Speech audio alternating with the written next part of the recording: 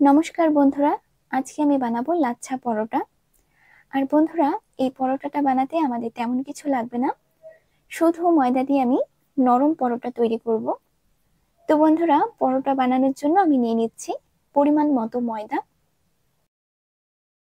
এরপর আমি নিয়ে নিচ্ছি অল্প একটু চিনি। মিষ্টিটা যদি আপনারা পছন্দ না করেন তাহলে কিন্তু নাও দিতে পারেন। পরিমাণ মতো লবণ নিয়ে নিয়েছি, আর নিয়ে নিলাম 1 চামচ বেকিং পাউডার। তো এখন আমি এই ময়দাটা খুব ভালো করে ময়ম করে নেব। ময়দাটা খুব ভালো করে ময়ম করে নিতে হবে। তো বন্ধুরা, ময়দাটা আমার ময়ম করা হয়ে গেছে। এখন আমি অল্প অল্প জল দিয়ে ময়দাটা মেখে একটা ডো তৈরি করে নেব।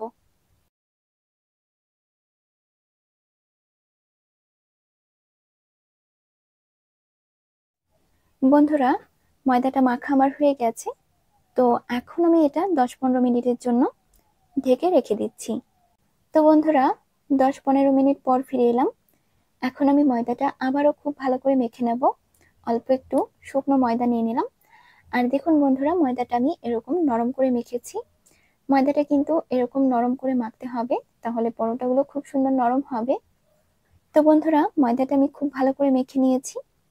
এখন আমি এটা দুটো ভাগে ভাগ করে নেব। ময়দাটা হাতে লেগে যাচ্ছে, তো তার জন্য আমি অল্প একটু তেল নিয়ে নিলাম।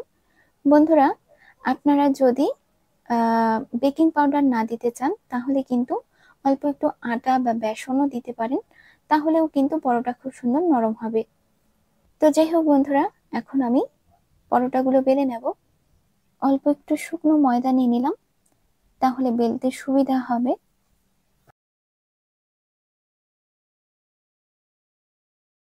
তো বন্ধুরা, রুটিটা বেলা আমার হয়ে গেছে।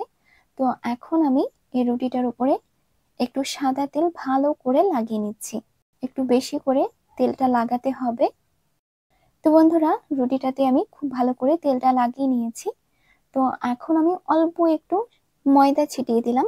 একদমই অল্প ময়দা ছিটিয়ে দিয়েছি। আর দিয়ে দিলাম অল্প একটু ধনিয়া পাতা। ধনিয়া পাতাটা দিলে দেখতে ভালো লাগবে, আর খেতেও ভালো লাগে। তো যাই হোক বন্ধুরা, এখন আমি এটা এভাবে করে রুটিটাকে ভাঁজ করে নেব। শাড়ির কুচি যেরকম হয় ঠিক সেভাবে রুটিটা ভাঁজ করতে হবে। দেখুন বন্ধুরা, এভাবে করে ভাঁজ করে নিতে হবে।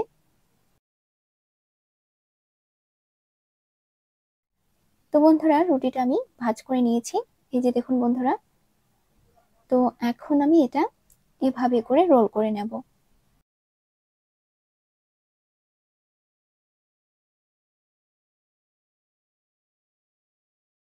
তো এই দেখুন বন্ধুরা, এটা আমি রোল করে নিয়েছি। খুব সুন্দর লাগছে দেখতে। তো এখন আমি এটা বেলে নেব। অল্প একটু ময়দা নিয়ে নিলাম, তাহলে বেলতে সুবিধা হবে। আপনারা চাইলে শুধু তেল দিয়েও কিন্তু বেলতে পারেন। বন্ধুরা, পরোটাটা বেলা আমার হয়ে গেছে। আর বন্ধুরা, পরোটাটা আমি এরকম মোটা করে বেলেছি। তো বন্ধুরা, এখন আরেকটা পরোটা বেলে নেব।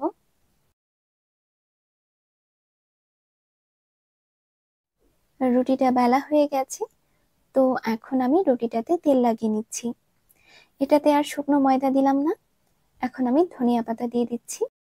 এখন আমি রুটিটা শাড়ির কুচির মতো ভাঁজ করে নেব। এই যে দেখুন বন্ধুরা, এভাবে করে রুটিটা ভাঁজ করতে হবে। তো বন্ধুরা, রুটিটা ভাঁজ করা আমার হয়ে গেছে। টেনে একটুখানি লম্বা করে নিচ্ছি। তো এখন আমি এভাবে করে রোল করে নেব।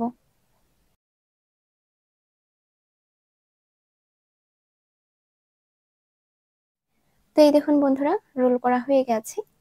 তো এখন আমি বেলে নেব।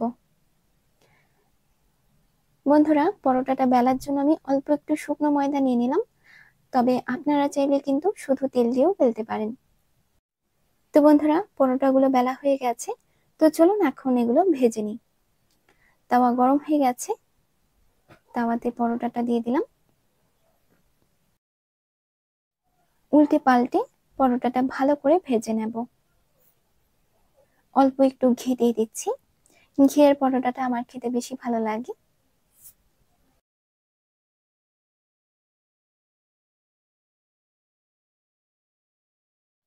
তো তো বন্ধুরা, অল্প একটু সাদা তেলও দিয়ে দিচ্ছি আমি। এই পরোটাটা একটু বেশি তেল দিয়ে ভাজলে ভালো হয়। অল্প একটু ঘি দিলাম, তাহলে সেন্ট হবে, খেতে ভালো লাগবে।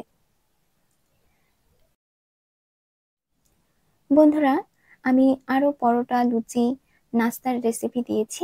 আপনারা চাইলে কিন্তু আমার চ্যানেলে গিয়ে রেসিপিগুলো দেখতে পারেন, আশা করি ভালো লাগবে।